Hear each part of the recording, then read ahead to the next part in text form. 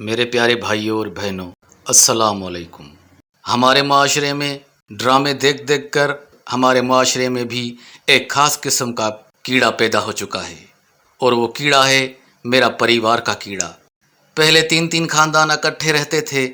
اگر ایک بڑا بھائی سب سے زیادہ کمانے والا ہوتا تو وہ باقی بھائیوں کے بچوں کی اسکول کی فیس دیتا، گھر کے بل جمع کرا دیتا یا سودا سلف منگوا دیتا تھا۔ وہی بڑا بھائی عیدیں پر کپڑے کے تھان خرید لاتا، جس سے سب گھر والوں کے ایک جیسے کپڑے بنتے تھے، اور اس بڑے بھائی کا روزگار ترقی ہی کرتا رہتا تھا۔ اس آدمی کی بیوی بھی ماں بن کر سارے گھر کو سنبھالتی اور سب کی ضروریات کا خیال رکھتی تھی۔ یعنی جتنا بڑا دل بیوی کا اتنا ہی بڑا دل شوہر کا، تو ان کا رزق بھی کھل جاتا تھا، خاندان میں عزت بھی ہوتی تھی۔ پھر ایسا ہوا کہ ایک اور کیڑا پیدا ہوا۔ وہ کیڑا تھا بہو کی تلاش میں خاندان، شرافت، دینداری چھوڑ کر شکل، فیشن، مال اور تعلیم پر مرنے والا کیڑا۔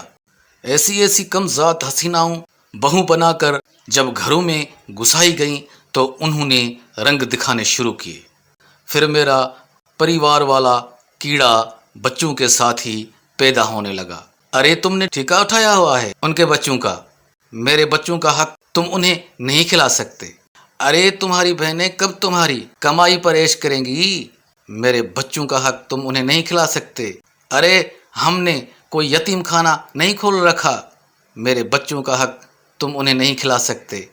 اور جب شوہر صاحب نے بیوی کی باتیں ماننا شروع کی تو گھر سے رزق کا ہی صفایا ہو گیا۔ آپ نے غور کیا ہی ہوگا ایسے لوگوں پر۔ ہمارے ہاں معاشرے میں ایک گھر ایسا بھی ہوتا ہے جس میں 7 بھائی رہتے ہیں، بہت بڑا گھر ہے اور 7 خاندان ہیں، اور 3 بہنیں شادی شدہ ہوں۔ اتنے بڑے خاندان کو صرف ایک بڑے بھائی نے سنبھال رکھا ہو، وہ شخص گھر نہیں آ سکتا۔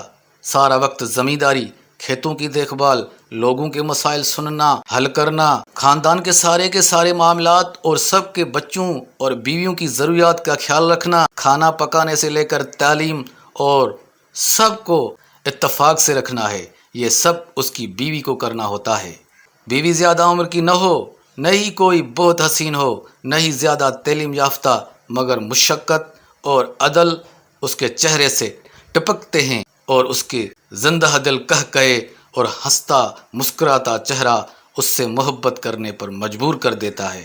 جب اللہ نے کسی کے شوہر کو پسند فرمایا ہے کہ اس کے ہاتھ سے گھر کے تمام افراد کو رزق ملے، تو بیوی کیوں بیچ میں آئے؟ فرض کریں ایک بھائی اپنے بچوں کا حق دوسرے بھائیوں کے بچوں کو کھلا رہا ہے، تو کیا خبر کہ اس کے بچوں کے نصیب میں اتنا رزق ہو ہی نہ؟ کیا خبر کہ ان بھائیوں کے بچوں کے نصیب سے ہی مل رہا ہو؟ کیا خبر کس خاندان میں کس کا بچہ ہے جس کے مقدر سے ہمیں بھی نصیب ہو رہا ہو؟ اگر کوئی اپنا گھر اپنے بچے کرنے لگ جائیں گے تو اسے وہی ملے گا جو اس کے مقدر میں ہے، اور ہمیں مقدر سے ڈر لگتا ہے کہیں ایسا ہی نہ ہو کہ جو دوسروں کے نصیب سے ہمیں مل رہا ہے وہ بھی چھن جائے۔ بس اللہ آپ کو جو دے رہا ہے، بس آپ اسے ایمانداری سے حقداروں تک پہنچانے کی کوشش کرتے رہیں، ورنہ ہماری کیا اوقات کہ ایک پرندے کو بھی کھلا سکیں۔ اللہ نے اگر آپ کو اس قابل بنایا ہے کہ وہ آپ کے ہاتھ سے کسی کو رزق پہنچا رہا ہے، تو اسے اپنی خوش قسمتی سمجھیں، نہ کہ اس پر تکبر کریں۔ اپنے گھر کی عورتوں کو سمجھائیں، سمجھانا آپ کا کام ہے، ورنہ سب برباد کر کے آخر میں آنسو بہا کر آپ پر ہی الزام لگائے جائیں گے کہ اگر میں غلط کر رہی تھی تو تم نے مجھے روکا کیوں نہیں۔ ابھی بھی وقت ہے، سب کچھ ٹھیک کر لیں۔ دیکھنے اور سننے کا بہت بہت شکریہ۔